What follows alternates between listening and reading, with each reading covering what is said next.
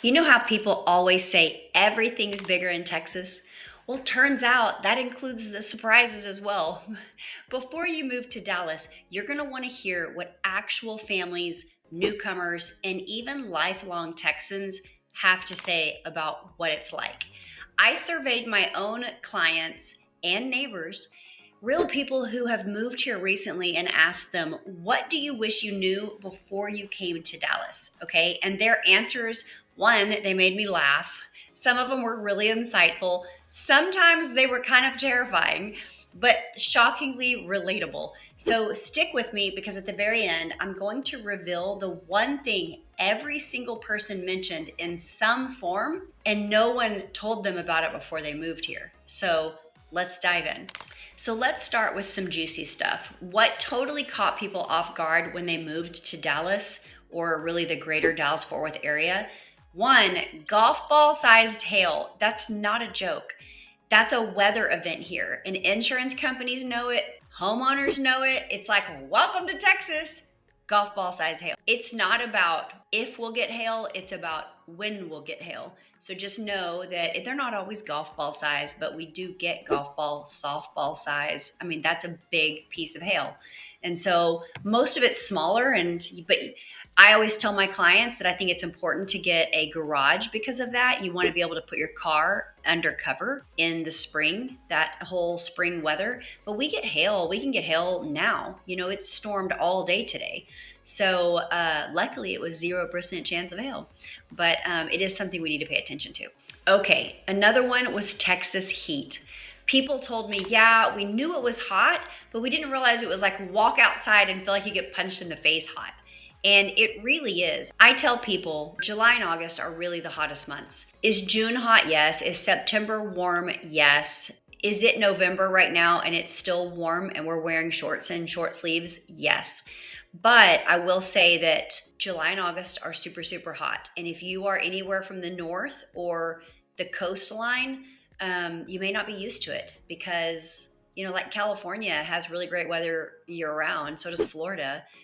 You guys up in the north, you're just used to really cold weather and 4 seasons. We don't even get 4 seasons because if we get like ice or maybe one day of snow, that's going to happen in like January or February. And so I would say, sorry, my Quinny's here, so she's loving on me. But I would say you just have to make sure that you understand that it's hot. And in July and August, you're really going to probably want to spend more time indoors. Okay. Something else that the neighbors brought up was that we don't have a lot of insulation on our pipes at our house. So when a winter storm does hit, it hits differently in Texas because if your pipes aren't wrapped, you could have a problem. And so I put in, we have a neighborhood WhatsApp group, and I put in there, hey, and I showed a picture of the little thing that you put on your faucets on the outside. And I was like, just friendly reminder to put your faucet covers on. And some people in there that had moved to Texas for the first time, they're like, we don't even know what that is. Will you explain? So I was able to explain that we don't build houses for the cold because it's just not that cold here. But if we get a cold snap and it goes below freezing, for multiple days in a row, we have to protect our pipes. And so people have had their pipe burst or a pipe burst. And so you do need to pay attention to that. And so know that when coming to Texas. Okay, something else someone brought up was the wind is wild. And yes, people were surprised by how gusty it gets, especially in areas like North Dallas and kind of the open plains of Salina and Prosper, because there's not a ton of buildings there yet. And I've noticed it so much because when I go out to film, my hair's constantly blowing in the wind. I had an editor, I wore a ball cap once, and she was like, I like it when you wear a ball cap because I don't have to wonder what your hair is going to be doing at any given moment with the wind. It was kind of funny. But I said that on a video once. I said, gosh, it's probably in a couple of videos back to back, I mentioned how windy it was that day. And somebody put in the comments, why don't you check the weather before you go film? And then maybe you won't have to fight the wind. And I kind of chuckled because I would never film. And it's just true. Like we have wind, and I don't think I noticed it quite as much until I started filming and my hair did go crazy. So just know that if you see me and my hair's going crazy, it's because we have lots of wind. but you get used to it. I mean, I didn't even notice until I started filming, and I've lived here my whole life. Okay, let's talk about tornado season. All right. Super under discussed. That's the feedback I got from my poll. Everyone talks about the summer heat. This is what they said to me. Everybody talks about the summer heat, but not enough about the spring storm season. And the local obsession with watching weather radars, it's similar to reality TV. We've got a guy here in Prosper that's what he does. That is his profession as a meteorologist. He goes live on Facebook, and everybody's on there commenting about what they're seeing in their cities, and he's showing it on the meteorological, however you say that, map, and you're able to really keep up with somebody. Little spotted quarter size hail or tornado sirens going off in Salina, so it's kind of a cool way to know exactly what's happening, especially if you don't have your TV on. And sometimes you're in your closet because you've got the sirens going. We have sirens that warn us. And I have to tell you, I have lived in Texas my whole life, save a few years, but I've lived here. I'm almost 50 and I have never been in a tornado. So statistically, it's very low for you to get hit by a tornado, but we have them every year. It just depends on where are they at any given moment. So I want you guys to understand, yes, we do have tornadoes. No, I mean, odds of you being in one is very, very low, because I have people that come in, clients that are literally very scared of them. You can actually get a tornado shelter put into your home. It's not that expensive. They bolt it to the foundation of the house and you can get into it. There are also houses that already have tornado shelters. So if that's something you fear, let me know because I can find some for you. Okay, somebody else brought up wildlife. You will see snakes, fire ants, coyotes, bobcats, and that's just in your backyard. Several people mentioned that the wildlife is really real here in Texas. And no, it's not always cute. But we have coyotes, we have bobcats. I was standing on my driveway the other day and a bobcat walked right past me. So you probably should be more scared of fire ants because they'll eat your whole foot off because they're huge. The mounds are huge, but bobcats, I mean, you never hear getting attacked by a bobcat.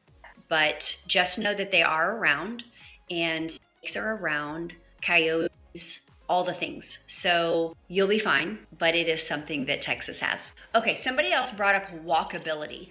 Not really a thing here. So one client said it best. I moved here and thought, where is everyone? Then they said, then I stepped inside of a Target and realized, oh, that's where everyone is. Yes, we love our Targets here. We love our H-E-B, but we don't have public transportation way up here. So there's not a ton of walkability. If you want walkability, you can go to Dallas and live in downtown Dallas and walk around. Here in Frisco, they're building Fields West. You can live close to Fields West and have that walkability. There's Legacy West in Plano that has walkability. You just have to live close to it. But without public transportation way up here, there's not.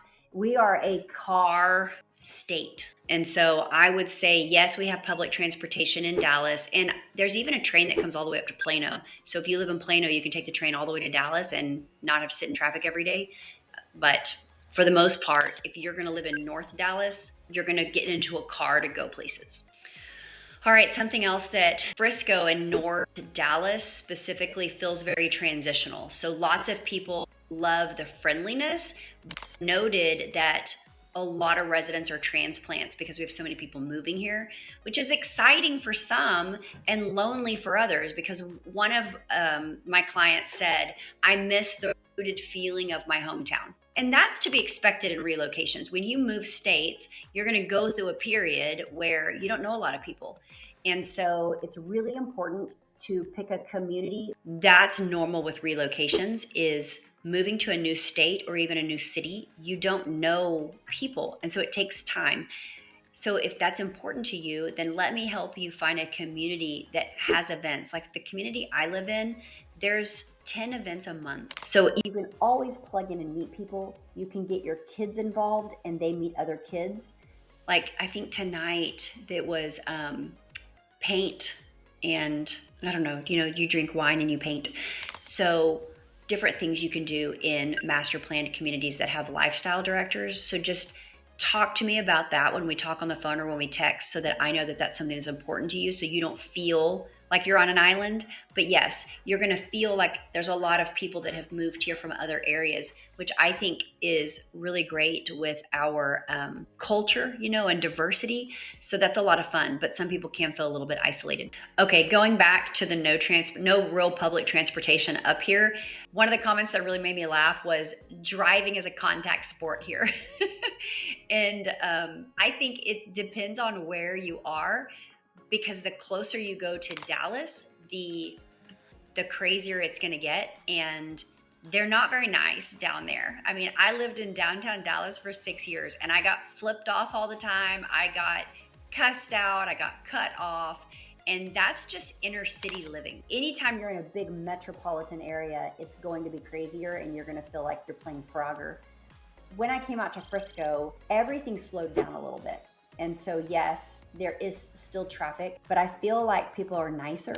More people are waving me in, or they wave in their rearview mirror when you let them in. People aren't flipping you off. It's just a kinder place. But yes, we do drive, and we've got tollways that you can go 70, 75 on. And if driving is new to you, or if highways are new to you, then you might feel like you're in an area that could be assertive or a little aggressive. I don't want to scare you guys off. I'm always very upfront and transparent and kind of give you all the information, if it's good or bad. But there's a lot of really great things that people realized once they moved here that they wish they would have known, because it might have helped them, make their decision faster. But here are the surprises people love in the best ways. So first of all, somebody said the skies here are absolutely stunning. One client told me that she's never expected to look forward to sunsets, but now it's her favorite time of day. And it's really true. You can see the sunset for so much longer here because it's so flat, and it's just stunning. Some of the colors in the sky, I try to take pictures, but it doesn't even do it justice. It's amazing. Something else that was brought up that's really cool is native trees and wildflowers, prairie grass. We have a lot of it because we're Texas. It's beautiful in its own way. So Texas may not have mountains, and you can't go skiing here, at least snow skiing, but it's got serious natural charm, and it's beautiful in its own Texas way. Now, one thing that was super pointed out that I love is mild winters are everything. There is no shoveling snow. There are no ice storms that last more than a day or two. I think the worst one we had was 5 days, and we called it Ice-ageddon because we had never seen it before. You get sunshine even in December. Like I said, it's November right now, and we're still wearing short sleeves and shirts. I'm in a long sleeve, but that's because I get cold really easily. Another thing that was brought up is people are so friendly. One of the most mentioned surprises was the genuine hospitality, okay? So neighbors introducing themselves, baristas remembering your name, and community events that really feel like you've been invited to somebody's barbecue, all right? It is a down home feeling. And the suburbs, as you get further away from those big metropolitan cities like Dallas, it honestly gets friendlier and friendlier, but they're friendly down there too. Texas just has friendly people. And so I think Frisco got rated a couple of years ago as one of the happiest cities to live in. It's just nice. Okay, another thing that was brought up is you'll eat better here than anywhere else. So we're talking brisket, we're talking tacos, sushi, Indian, Italian, pho, and don't even get me started on Tex-Mex because I feel like it's so good here. One guy said every restaurant here is trying to be your favorite, and a lot of them succeed. That really made me laugh. So we do have a lot of diversity and different restaurants you can go to. Obviously, Quinn wants to be a part of the video. And then, of course, H-E-B. It was actually said H-E-B is a lifestyle. If you know, you know. If you've been to an H-E-B, then you absolutely know. Okay, so Texans don't just shop at H-E-B, we literally evangelize about it. I tell all of my clients about it, and when people come into town, I'm like, make sure you go to the H-E-B. Now, it's crazy. You're going to be playing Frogger in there because it's always busy. And so you're dodging carts, but it's unlike any grocery store, and the pricing is really, really cool. I will say that when the H-E-B opened, there were people, not me, but there were people that put tents up and camped out for 2 days to be the first people to walk in that H-E-B. I'm not that big of a fan, but Obviously they exist because there was a whole line. Another thing that was mentioned is that there's so much to do for families and kids. So from splash pads to rodeos, science museums, trampoline parks, skate parks, bike parks, there's constantly stuff happening here in the Metroplex. You'll never get bored. There's always something to do here. And then you've got the Dallas-Fort Worth Airport. It's really an underrated gem. Multiple people mentioned how easy it is to fly anywhere from here. So weekend getaways to Mexico, 3 hours, done. New York City, 3 hours. Chicago, Denver, it's all very easy. I just flew to Dubai nonstop from Dallas-Fort Worth. So I love that we have such a big international airport. Someone else talked about the concerts and events here are next level. I do quotes because I'm literally quoting what people have said. So think AT&T Stadium, American Airlines Center, Toyota Music Factory, and new venues popping up every year. We've got outdoor amphitheaters. Fields West, I keep pointing that way because that's the way that Fields West is. They're going to have an outdoor amphitheater. So we've got multiple parks. Grand Park's going to have one. So just lots of things to do, lots of musical events. It's a lot of fun. Someone else mentioned top tier schools. This one came up over and over again. Frisco ISD, Plano, Lovejoy, Prosper. These districts offer really award-winning academics, arts, athletics. Everybody knows athletics is huge here in Texas. But for example, like Reedy High School in Frisco has won multiple UIL championships and national honors for their band. So it's across the board. Kids are going to find what they're good at here, and they're going to excel. I mean, Walnut Grove High School in Prosper was just completed in 2023 and is already a 9 out of 10 campus with cutting edge labs and performing arts center. They have a Chick-fil-A in their food court. I mean, I went to school with a bag lunch. I just can't imagine having a Chick-fil-A in there. And Centennial High School in Frisco regularly ranks top in Texas for AP pass rates and National Merit Scholars. It is top notch up here in North Dallas. It really will. It blows people's minds.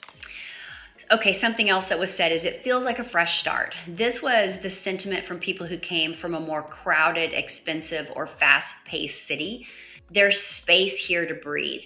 We have so much open space still, and Texas is such a big state, and there's such beauty in Texas that they felt like they had escaped kind of the cramped, tight feeling of where they lived and came here and just feel like they can spread their arms and breathe again. So that was a consistent comment from people that were from crowded cities. There were also a few things that came up again and again, but no one ever seems to talk about them publicly, so I'm going to talk about them right now. First of all, property taxes are high, yes, but there's no state income tax, so that's a pro. And in Frisco, I mean, we've got a 1.6% property tax rate, which is the lowest in the entire Dallas-Fort Worth area, so you have to pay attention to that. Let me know if that's a big deal to you, because I know all of the property taxes in all the different cities and counties, and I can help you find what's best fitting for you. Frisco and surrounding suburbs are master planned down to the walking trails. I know I talk a lot about Frisco because I live here, but they've got 30 miles of interconnected walking trails that go all throughout Frisco. I mean, you literally can walk anywhere and you never go over a major road. It all goes under the roads. Talk about planned, a really well-planned city. The community vibe is real. You've got farmers markets, sports leagues, city festivals, and that's every city. Every city has really great vibes if you get plugged in to the community events and the local events. I love it.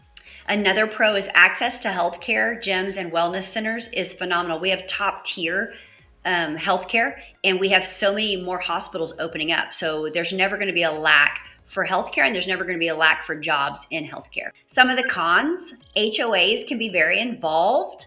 Some people love it, other people don't, and they feel watched or they feel trapped. But again, when you buy, understand your HOA, because I went to private school and there were rules, and they constantly reminded us the rules. You chose to come to this school, so you choose to go by the rules. If you choose to live in a neighborhood, guys, talk to me or talk to whoever you're using to help you, but know the rules before you buy and be okay with them, okay? Because they're all written down.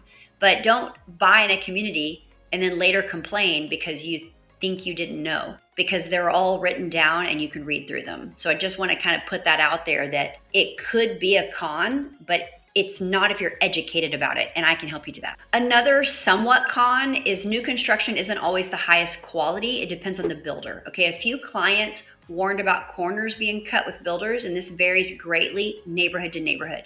So if that is a concern to you, then reach out, because I consistently stay in contact with the best builders here and can help, shuttle you in the right direction. Another con, even though I referenced it earlier, is some people feel the flatness is a con. It is real. We are very flat landed here, okay?